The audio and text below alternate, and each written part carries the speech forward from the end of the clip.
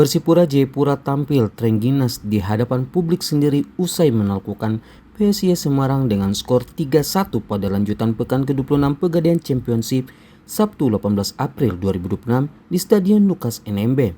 Sejak peluit awal dibunyikan, anak asuh Rahmat Darmawan langsung tampil menekan. Permainan cepat dan agresif membuat kedua tim terlibat duel terbuka. Meski gol belum tercipta di awal laga, Persipura mendapat peluang emas pada menit ke-37 setelah wasit Sance Lawita menunjuk titik putih usai tinjau VAR. Namun eksekusi penalti dari Ramai Rumekiek berhasil digagalkan kiper PSIS Muhammad Rizky Darmawan. Tak butuh waktu lama untuk bangkit, Persipura justru membuka keunggulan menjelang turun minum. Umpan terukur dari Reno Salampesi sukses diselesaikan dengan baik oleh Kelly Schroyer, mengubah skor menjadi 1-0. Memasuki babak kedua, PSIS mencoba meningkatkan intensitas serangan, namun solidnya lini pertahanan Persipura membuat setiap peluang lawan mudah dipatahkan. Persipura kembali memperlebar keunggulan pada menit ke-71.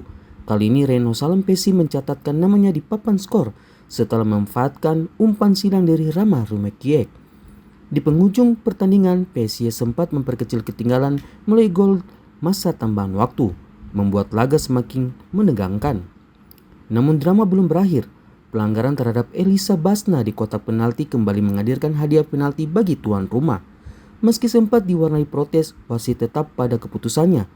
Victor Mansarai yang maju sebagai eksekutor sukses menuntaskan tugasnya dan memastikan kemenangan Persipura menjadi 3-1. Ketegangan itu dirasa oleh pemain di awal.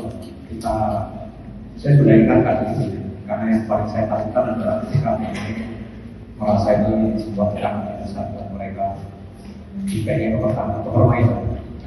Saya ngomong tadi awal demikian, kita beberapa mulai kehilangan struktur, terlalu buru-buru, dapat bola cepat, rebut bola cepat, dan hilangnya juga agak lama karena memang persis seperti kemarin melawan Papua, tapi berangsur dengan waktu.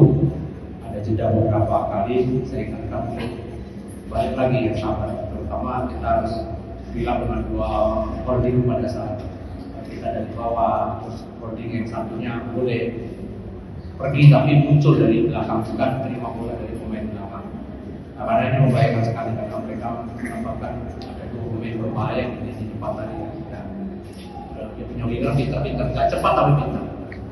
Tapi overall puji Tuhan, alhamdulillah syukur atas hasil ini, karena ini sebuah hasil yang harus kita syukuri dari kerja keras pemain.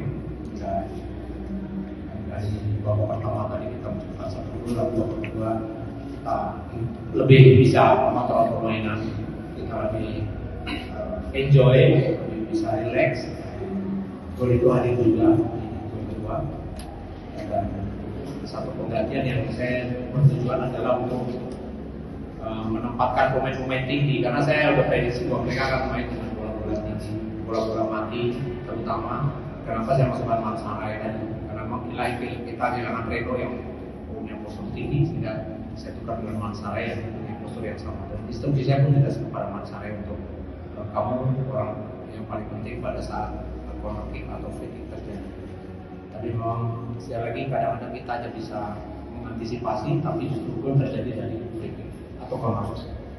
Tapi bisa dibalas dengan satu gol dari penalti oleh Mansarai. Kemenangan ini mengantarkan Persipura Jayapura kokoh di puncak klasemen grup timur, sekaligus membuka peluang besar untuk kembali promosi ke Liga 1. Sementara itu PSIS Semarang harus puas tertahan di papan tengah dan dituntut segera bangkit di sisa pertandingan musim ini. Dengan performa yang semakin konsisten, Mutiara Hitam kini semakin dekat dengan mimpi besar kembali berjaya di kasta tertinggi sepak bola Indonesia. Dari Jayapura, Papua, Sanggra Morikoroa, JTV mengabarkan.